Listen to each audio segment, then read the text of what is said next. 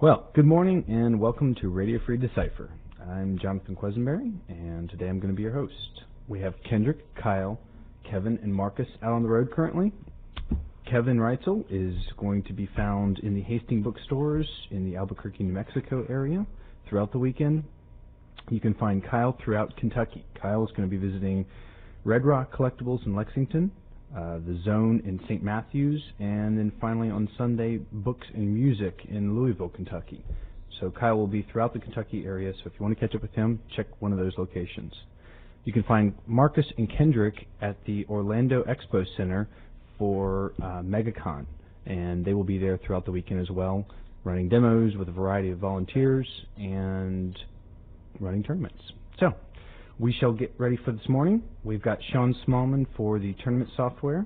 I've got Kim Burns later on discussing the Farpoint tournament series, and Jim Colson with an update on our Best Spin and Beyond tournament scene. Right now we have Sean here. Good morning, Sean. Good morning, guys. How's it going? Now that people have our tournament software, I think the number is up to about 1,000 units already out there. How do people like it? People are receiving it really well. In fact, there's a clamor for it from the people who did not get it. We ran out of our first press, and we're quickly trying to go to get more. It'll actually be maybe a month before we have that second batch press, but it just goes to show how popular it is. It's a really good software. Good. That's an awesome thing. I know that now that 1,000 people have it and it's being run all over the place, that there's going to be some FAQ type questions, frequently asked questions, along with the software. First of all, let's talk briefly about the files, the technical aspect of some of this, so that people can understand it entirely. Can you explain a little bit of the issues surrounding files and moving them around from one computer to the next and things of that nature? Clear it up for us? Yes. The chief issue that people are encountering is when they want to transfer from one computer to another and either run the tournament on one computer and then send the files to Decipher on another computer, or if they've got an older version of the software, maybe passed on from a friend who was playtesting, or maybe they were playtesting themselves and they gathered a lot of valuable player information in their database, and they just don't want it all to be removed. Exactly right. There's an easy way to transfer those files, and basically it just involves making a copy of the player data file, which is described in the manual, and then installing or making sure that copy is placed on the computer that you're going to be installing or reinstalling the new version of the software. Okay, good. The other thing that people are sometimes falling into the trap of is trying to change files after the pairings have been made. It's crucial to have this take place before the pairings are made, correct? Absolutely. This is a case where a little bit of preparation can go a long way. Okay.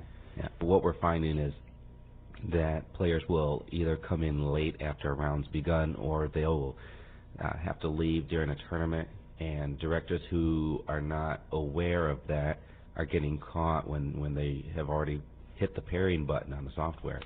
By then it's too late, right? Right. You have to make the changes in between the games. So before anyone hits the pair button, make sure. It wouldn't double hurt. Check. It wouldn't hurt to check around and just see who's still with you and who's new. Count heads, right? Okay.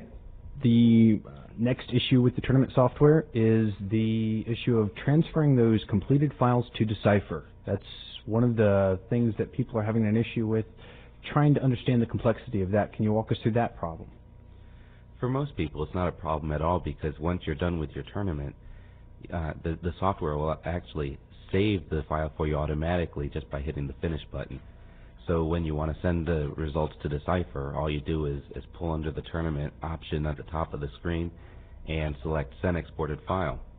It then pulls up all the unsent files that you may have waiting to be sent, and you just highlight the one that's ready to go, hit send, and it should go through. But some people aren't able to do that, usually because either they are using an internet provider that does not give them the direct, clear connection to the internet that's needed for a PPP connection. Okay. There could be a number of reasons, but regardless of what the reason is, there are other alternatives. Okay. What are some of those alternatives? Well, the first one I would recommend is if you can keep the file as an attachment you can actually add that or attach it to an email, not in the body of the email, but as an attachment file, and send that to me, and then we can use it that way and just submit the results for the director. And if that doesn't work, there's always copying it on a disk and mailing it to the disk. That's still more efficient than returning hand-copied ones, I assume. Absolutely, and since the software is pretty new, that may not be as apparent currently, but it will shortly become much more of a true case. Okay, great. Yeah, I imagine as more people become more and more get internet service and connection, it's just going to get easier and easier. We've done a lot of things on the tournament software. What have we done in-house that has helped some of these processes to happen as far as like getting results up quicker and more accurate and things of that nature? What have you done to help that? Well, there's a number of areas that I would love to boast about, but just naming a couple of things that have shown some improvements lately. We've established ways for directors to become signed up and gain an ID number at a much quicker way. There used to be a long delay in going back and forth to become approved, and now the process is simplified to one step where a person can sign themselves up as a director. Can't beat that. And if they're not really sure about how to do that, or if they want some additional assistance, we've also made a special place for our volunteers to work with them and assign them an ID and get them started. That's one of the things. A second area is in prize support. Back last November, we did change the way of distributing prize support, and although it's not always coming in as quickly as every director would like to see it, it is coming in on a much more consistent basis. And I think that's really beginning to make differences in areas like Europe, where our new distribution system through there has really begun to make a change. Also, the website itself has undergone some renovations. Most of it's not apparent yet, although it will be in the near future. However, what's happening behind the scenes in the admin routines has really caused us to be able to handle more directors, more tournaments, more players in a faster rate with total accuracy. Total accuracy. Well, we hope so, right? Aiming towards total accuracy anyway. Well, good. Well, it sounds like we've done quite a lot. What is one thing that the players can do? Players can make sure that their information is as full and complete and accurate as possible whenever they're going to a tournament. Make sure that the director knows what your name is, how to spell it, what your birth date is. Not nicknames, your name. Absolutely. The address, the email, a current telephone number in case we need to contact someone to work with their ratings. Those all help. Okay.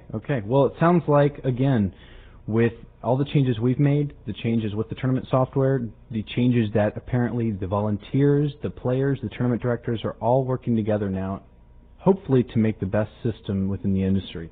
Thank you for your time, Sean. You're welcome. Okay, so now we've got Kim calling in, Kim Burns. Hi, Kim, how are you? I'm great. How are you? I'm doing okay this morning. So, Kim, how long have you been with the Ambassadors? I've been an ambassador since October of 1996. Great. Has it been a fun trip thus far? Yeah, had a blast. Okay. Had a great time. Good. Well, I've seen you out and about quite a bit, and you've got a lot of energy. This morning we want to talk a little bit about the Farpoint tournament scene. That's been a really exciting time here. We have 3 sets of Farpoints scheduled in Michigan alone. They all start this weekend, and everyone's really talking about them a lot. Looking forward to seeing it. Talking about new decks and how to build things out of stuff that's already been that they haven't seen in a long time. Right. Do you have new players now wanting to know sort of some of the older strategies? I think so. I think they're trying to figure out how to put it all together. They're used to seeing the new stuff, and we're trying to get some new people that maybe have not seen that new stuff yet and really want to give them some basic stuff to go with. Good. Yeah. So our player base has sort of evolved with the sets as we always expect, but now to cause everybody to stop and go back is sort of some rediscovery. I think so, and I think they're looking at for different card uses that they've never seen before, or trying to think of, okay, now I'm used to seeing all this stuff, and I'm not going to see any of it. So what did I see before? What's some of the stuff I remembered, and how do I fix it without the things I normally use? Without the tools you have now. Yeah. Well, good. Well, there's as with anything, there were some holes that have been repaired since then, and it'll be interesting to see how they deal with it once again. Yeah, I know we were talking on with a bunch of the ambassadors earlier this week, and they were saying looking for queue bypass decks and things that we have used to fix, and how do we fix a queue bypass deck without loading up on some other cards. So it'll be kind of fun. I'm looking forward to it. I know my son and others that are playing this weekend have been messing around with different deck designs for about a week. Good, good. Well, this is something that I think just sort of shakes up the tournament scene. It's not meant to replace anything. It's not meant to do anything more but to have a refreshing change of pace. Well, and I think, it's fun to shake their status quo up a little bit every now and then. I think, new sets do that, but new sets make us think about new things, and doing this will make us think about old things a little bit. Well, that's hopefully the plan. We'll see how it goes. I hope so. So where are you going to be We start this weekend, so. Good, good. Well, we're going to be eager to hear how some of those go. We're going to see this season at the cons.